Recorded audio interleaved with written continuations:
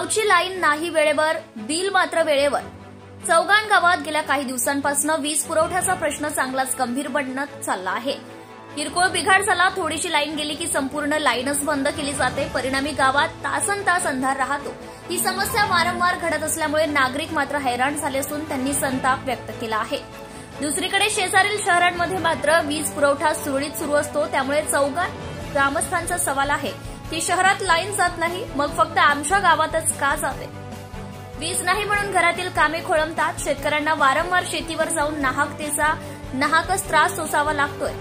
शेतकऱ्यांचे धान निसवत आहे व जिकडे तिकडे वाघाची दहशत असून सुद्धा रात्री बेरात्री जीव मुठीत घेऊन शेतावर पाणी करण्याकरिता जावं लागते.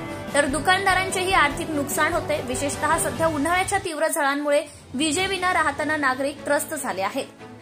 त्यामुळे ग्रामस्थांनी वीज वितरण कंपनीच्या कार्यपद्धतीवर टीका केली आहे. त्यांचा आरोप आहे की जरा थोडा व्होल्टेज कमी झाला किंवा लहानसा तांत्रिक बिघाड जरी झाला की लगेच लाईन बंद केली जाते, परंतु नंतर ती सुरू करण्यासाठी तासनतास वाट पाहावी लागते.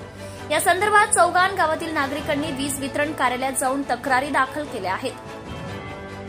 तर कंपनीकडून उत्तर. वीज वितरण कंपनीच्या कर्मचाऱ्यांचं म्हणणं आहे की लाईन जुनी झालेली आहे, खांब खराब आहेत आणि झाडांच्या फांद्या देखील अडथळा निर्माण करतात. त्यामुळे लाईन सतत बंद करावी लागते.